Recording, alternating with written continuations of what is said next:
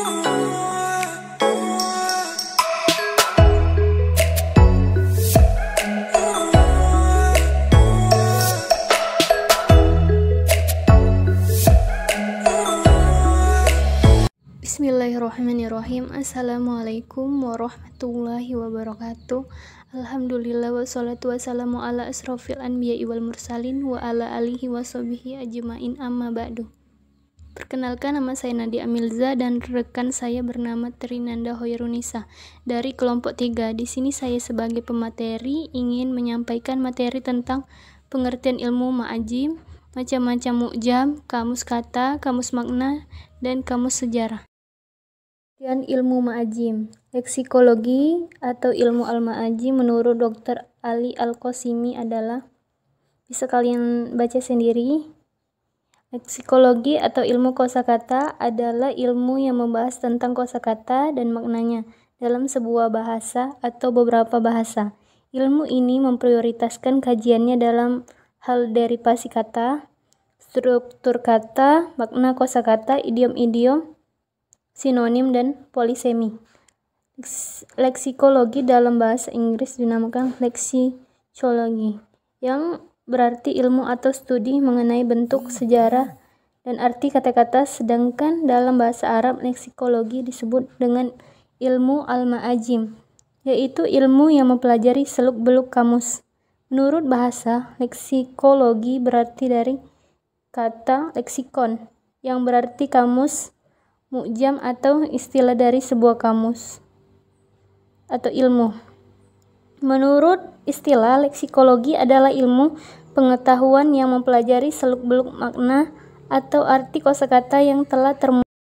Macam-macam mu'jam, kamus-kamus bahasa Arab yang beredar sebagai produk kreativitas para linguis dan hasil riset para leksikologi. Sangat beragam tergantung tujuan penyusunan kamus dan perwajahannya atau performance yang direlevansikan dengan kebutuhan masyarakat. Menurut Dr. Imel Yakub, macam-macam kamus dibedakan menjadi 8 macam, yaitu A. Kamus bahasa atau lugawi, yaitu kamus yang secara khusus membahas lafal atau kata-kata dari sebuah bahasa dan dilengkapi dengan pemakaian kata-kata tersebut. Kamus bahasa hanya memuat satu bahasa, sehingga biasanya pemaknaan kata hanya menyebut sinonim atau definisi kata tersebut.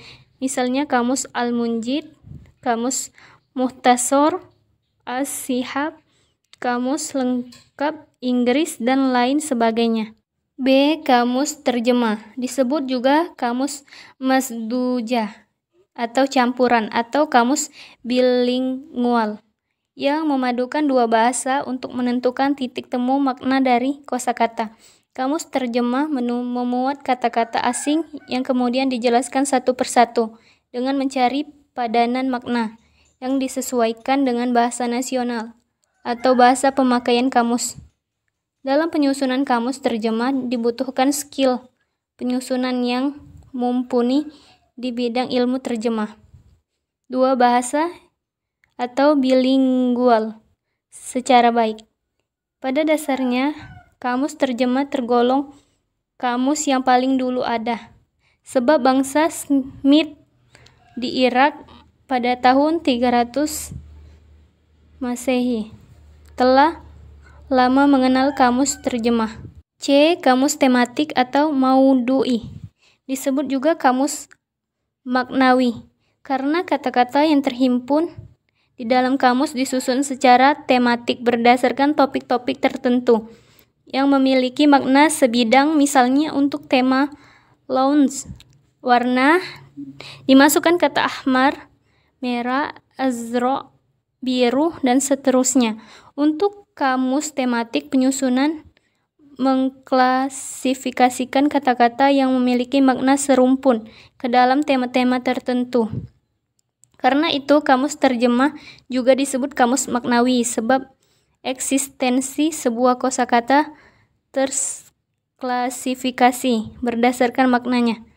Kamus tematik bahasa Arab versi kuno antara lain kamus Al-Muhasas karya Ali bin Ismail, 1007 sampai 1066 Masehi dari Andalus yang lebih dikenal dengan nama Ibnu Sidah. Dalam kamusnya yang berjumlah 17 jilid itu, Ibnu Sidah menyusun kata-kata secara sistematis, tidak mengikuti urutan alfabet, tapi berdasarkan makna. D. Kamus derivatif atau kamus istiqaqi, disebut juga dengan istilah kamus etimologis, yaitu sebuah kamus yang membahas asal-usul sebuah kata, sehingga kamus derivatif atau etimologis berfungsi untuk menginformasikan asal-usul lafal atau kosakata, apakah sebuah lafal atau kata berasal dari bahasa Arab, Persia, Yunani, atau bahasa lainnya. Pencarian asal-usul kata selain menggunakan perangkat lunak atau software seperti Polyglot 3000. Teknik pencarian asal kata juga bisa dilacak dalam berbagai jenis kamus, sekalipun bukan khusus kamus derivatif. E. Kamus evolutif atau tatawuri adalah kamus yang lebih memprioritaskan sejarah perkembangan makna dari sebuah kata, bukan lafalnya. Kamus evolutif memberikan informasi tentang perluasan makna, perubahannya, sebab-sebab perubahan makna, dan sebagainya. Misalnya perkembangan makna kata adab atau sufi sejak masa jahiliyah hingga masa kini. Untuk mencarinya kini telah terafiliasi dalam ensiklopedia atau bahkan buku-buku sejarah.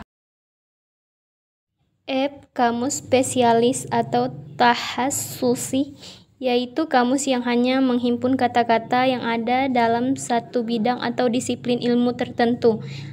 Ada kamus kedokteran, kamus pertanian, kamus musik, dan sebagainya. Contoh kamus spesialis adalah kamus At-Tazkirah yang ditulis oleh Dawud Al-Antaki Al-Dorir. Kamus ini memuat kata-kata yang khususnya berhubungan dengan nama-nama tumbuhan dan serangga. G. Kamus informatif atau dairah atau malamah, yaitu kamus yang mencakup segala hal termasuk sejarah pengguna bahasa, tokoh-tokohnya, dan sebagainya. Kini kamus informatif lebih dikenal dengan ensiklopedia, yang menjelaskan sebuah kata tidak hanya sekedar membahas makna dan derivasi dari sebuah kata, tapi juga mencakup segala informasi lain di luar makna leksikon seperti sejarah, biografi, peta, kronologi, perang, dan sebagainya. Misalnya kata nahu dalam kamus-kamus lain hanya dibahas tentang maknanya yang berarti contoh, tujuan yang berasal dari kata nah yang berarti menuju, mengikuti jejak, miring, menyingkirkan. Dairah al-Ma'rif atau ensiklopedia berbahasa Arab yang hingga kini masih populer, diantaranya ensiklopedia karya Bitrisi Al-Bustani tahun 1819 sampai 1833 Masehi dan ensiklopedia karya Apram Al-Bustani. H. Kamus visual, yaitu kamus yang menjelaskan makna kata, lebih menonjolkan gambar dari kata yang dimaksud daripada sebuah istilah yang definitif. Sebuah gambar memang terbilang efektif dalam menjelaskan definisi atau pengertian sebuah kata. Penggunaan lambang-lambang dalam sebuah kamus termasuk hasil inovasi baru di bidang leksikologi dalam perkembangan kamus-kamus berbahasa Arab. Penggunaan gambar dalam menjelaskan makna kosakata Al-Munjid pada tahun 1908. Bahkan beberapa gambar yang dicantumkan oleh Lewis Al-Ma'luf penyusunan kamus Al-Munjid banyak menuai kritikan, sebab di sana ada beberapa gambar para nabi, bahkan ada ilustri tentang proses penciptaan Adam dan Hawa dari tulang rusuk Adam yang juga menampakkan wujud Tuhan. Ada juga gambar patung Nabi Musa, Nabi Ibrahim, hingga Nabi Isa, Yesus atau Yohana. Hal ini mendorong para leksikolog Arab menolak kamus Al-Munjid dan kamus-kamus lain yang menggunakan gambar. I. Kamus buku atau Mu'jam Alkitab, yaitu kamus yang khusus dibuat untuk memahami makna dari kosakata yang termuat dalam sebuah buku. Umumnya, buku yang memiliki Mu'jam Alkitab adalah buku-buku teks pelajaran, karena memang kamus Jenius ini berfungsi sebagai buku pembantu atau kitab musaid bagi siswa, terutama guru, untuk memahami kosakata dalam buku atau bahan ajar. Misalnya kita mengenal 3 buah buku pelajaran bahasa Arab berjudul Al-Arabiyah Baina Yadaika. Buku tersebut dilengkapi juga dengan buku berjudul Mu'jam Al-Arabiyah Baina Yadaika.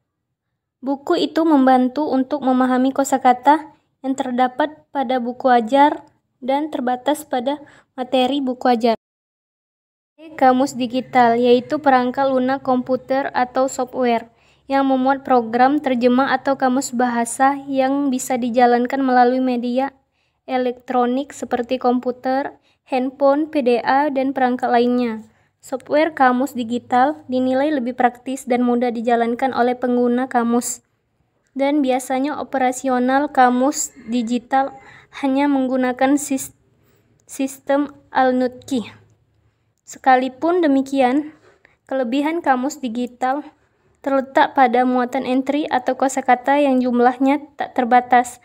Beberapa software kamus bahasa Arab yang telah populer antara lain A. Al-Mawrid Al-Qurif Arab Inggris Inggris Arab, B. Kamus Mufid 1.0 Indonesia Arab Arab Indonesia, C. Kamus Golden Al-Wafi Arabic Translator Arab Inggris Inggris Arab.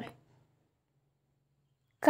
Kamus online, yaitu kamus yang bisa diakses melalui internet. Para netter sering memanfaatkan jasa terjemahan kamus online pada saat browsing ke situs-situs internet. Salah satu kamus online yang populer adalah Google Translate yang menyediakan jasa penerjemah lebih dari 20 bahasa asing, termasuk bahasa Arab. Macam-macam mu'jam berdasarkan tujuannya. A. Kamus lugoh matan fi lugoh syarah, B. Kamus lugoh kitabah fi lugoh lisan, C. Kamus qori fi kamus mutarjim, D. Kamus ta'bir fi kamus isti'ab, E. Kamus tarikh fi kamus wasfi, F. Kamus am fi kamus has, G. Kamus lugo fi kamus mausu'ah. Macam-macam kamus menurut aspek penggunaan bahasa. A. Kamus eka bahasa atau uhadiyatul lugoh, B. Kamus dwi bahasa atau sunaiyatul lugoh, C. Kamus multibahasa. Macam-macam kamus berdasarkan bentuk atau ukurannya. A.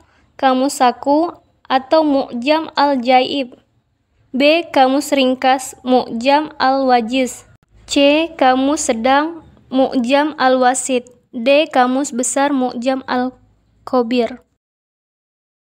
Kamus kata atau lafal adalah kamus kata-kata yang di dalamnya tersusun secara beruntun berdasarkan urutan lafal atau indeks dari kosakata yang terhimpun, bukan melihat dari makna. Dalam sejarah perkembangan leksikon bahasa Arab terdapat 5 sistematika yang dipergunakan para leksikolog Arab dalam menyusun kamus lafal, yaitu A. Nizam al-Sauti, sistem fonetik, B. Nizam al-Fabai al-Has, sistem alfabet khusus, C. Nizam al-Qafiyah, sistem sajak, D. Nizam al-Fabai al-Am, sistem alfabet umum, E. Nizam al-Nutqi, sistem artikulasi. Kamus makna atau arti merupakan bagian penjelasan mengenai arti kata yang bersangkutan. Pemberian makna bermaksud menjelaskan arti suatu kata yang dapat dilakukan dengan menggunakan ilmu semantik dan pragmatik. Penyusunan kamus makna atau arti dapat menggunakan bahan rujukan seperti kamus yang sudah ada, yaitu daftar istilah dan sebagainya untuk mencari makna suatu kata. Kamus sejarah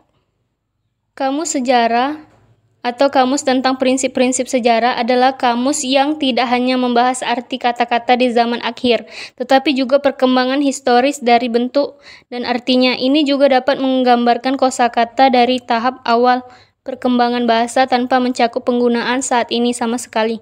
Kamus sejarah terutama diminati oleh para sarjana bahasa, tetapi dapat juga digunakan sebagai kamus umum. Kamus sejarah untuk beberapa bahasa seperti Sanskerta dan Yunani. Kamus sejarah atau dalam arti daftar kata yang menjelaskan arti kata-kata yang sudah usang pada saat penyusunannya adalah bentuk kamus pertama yang dikembangkan meskipun tidak menjadi kamus sejarah ilmiah dalam pengertian modern. Kamus-kamus tersebut memberikan arti perubahan semantik dari waktu ke waktu. Kamus Eropa modern awal juga sering memasukkan elemen sejarah yang signifikan, tanpa bentuknya yang sepenuhnya historis. Misalnya Samuel Johnson, Dictionary of the English Language, 1755, memasukkan kutipan dari penulis yang dikagumi, serta beberapa kata yang usang atau usang pada pertengahan abad ke-18. Prinsip-prinsip sejarah modern muncul sepenuhnya dengan penerbitan Kamus Etimologi Bahasa Skotlandia John Jamieson 1808. Seperti Kamus Sejarah Modern, Jamieson berusaha menemukan penggunaan paling awal dari setiap kata, dan kutipan tercetak dalam urutan kronologis yang menunjukkan perubahan yang terjadi pada kata itu sepanjang sejarah. Pada tahun 1812, seorang ahli klasik Jerman, Franz Fasow, menyusun rencananya untuk membuat kamus lengkap bahasa Yunani yang akan menguraikan kisah hidup dari setiap kata dalam ikhtisar yang tersusun rapi, yang diselesaikan sebagai Hans Wörterbuch der Griechischen Sprache pada tahun 1824. Ide ini ditransmisikan ke dunia berbahasa Inggris melalui karya Liddell dan Scott dalam Kamus Bahasa Yunani atau Inggris 1843. Berdasarkan terjemahan karya Fasow ke dalam bahasa Inggris, namun baru pada permulaan proyek Dosage Wörterbuch dari Brother Grimm. Pada tahun 1838, Kamus Sejarah Bahasa Modern dicoba selama abad ke-19. Kemudian banyak proyek kamus sejarah dimulai untuk berbagai bahasa di Eropa. Kamus Sejarah Utama Bahasa Inggris, Oxford English Dictionary, dimulai pada tahun 1857 dan selesai pada tahun 1928. Belakangan ini ketersediaan Corpora teks sejarah dan database teks besar lainnya seperti arsip koran digital mulai mempengaruhi kamus sejarah. Trésor de la langue française adalah kamus sejarah pertama yang didasarkan terutama pada korpus terkomputerisasi kamus sejarah terbaru dan proyek revisi kamus sejarah didasarkan pada campuran kutipan yang diturunkan menjadi tangan dan teks dari Corpora.